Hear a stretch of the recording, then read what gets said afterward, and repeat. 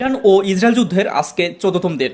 এই 14তম দিনে এসে ইরান ও ইসরায়েলের মধ্যে কে বেশি ক্ষতিগ্রস্ত হয়েছে, আবার কে বেশি লাভবান হয়েছে, যুদ্ধে কৌশলগত কে বেশি এগিয়ে ও কে বেশি সফলতা অর্জন করেছে, এই সঠিক তথ্যগুলোই আপনারা হয়তোবা পাচ্ছেন না।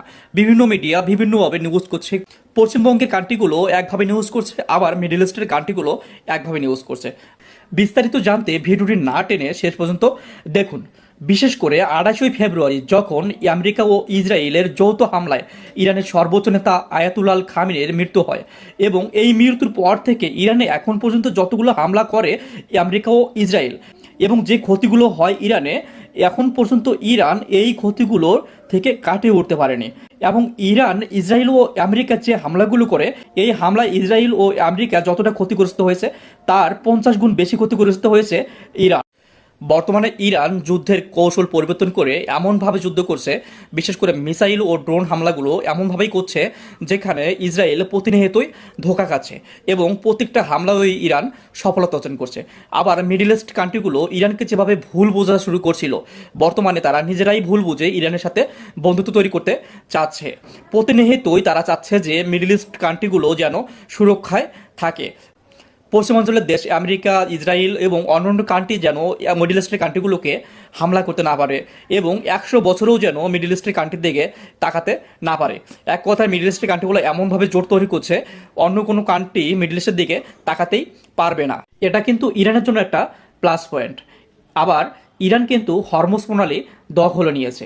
এই হরমুজ প্রণালী দিয়ে সৌদি আরব, কাতার, কুয়েত, বাহরাইন, তুরস্ক, ওমান, এই কান্ট্রিগুলো সারা বিশ্বে 30% বেশি জ্বালানি সাপ্লাই দিয়ে থাকে। এই হরমুজ প্রণালী দিয়ে দিনে যে পরিমাণ জাহাজ যাতায়াত করে এবং যে পরিমাণ জ্বালানি সাপ্লাই হয়, প্রত্যেকটি ব্যারেল থেকে ইরান $200 করে কর আরোপ করেছে। কারো যদি জ্বালানি সাপ্লাই প্রয়োজন হয়, সে চাইলে নিতে পারবে, এবং প্রতি ব্যারেল প্রতি ইরানকে $200 দিতে হবে।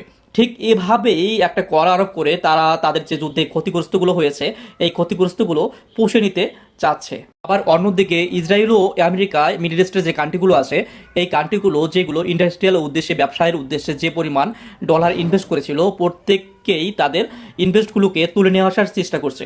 আবার অনেকেই কিন্তু সেগুলো তুলে নিয়ে আসছে। শুধু মিডল ইস্ট নয়, ইউরোপ কান্ট্রি থেকে, এশিয়া থেকে, আবার অন্যান্য কান্ট্রি থেকে ইসরায়েল ও আমেরিকার যে ইনভেস্টগুলো ছিল, প্রত্যেকেই তাদের ইনভেস্টগুলো যে কোনোভাবে তুলে নিয়ে আসার চেষ্টা করছে। এবং কেউ কিন্তু এই সময়টা এসে কারো গোলামি করতে চায় না, কিন্তু আমেরিকা ও ইসরায়েল চাচ্ছে প্রত্যেককেই তাদের যেন পায়ে পড়ে থাকে, এবং প্রত্যেকেই যেন তাদের রাজনীতি করে, তাদের সাথে লেজুর ভিত্তিক রাজনীতি করে।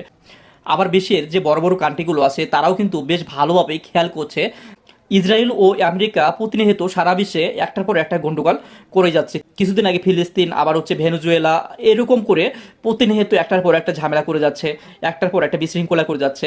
এই বিষয়গুলোতে বড় বড় দেশগুলো একদম অসম্মতি প্রকাশ করেছে, এবং তারাও চাচ্ছে না যে ইসরায়েল ও আমেরিকা এই কাজগুলো করুক, এবং ইসরায়েল ও আমেরিকা যেন বিশ্ব থেকে মুছে যায়, তারাও চাইছে, এবং তারা শান্তিময় একটা পৃথিবী চাচ্ছে।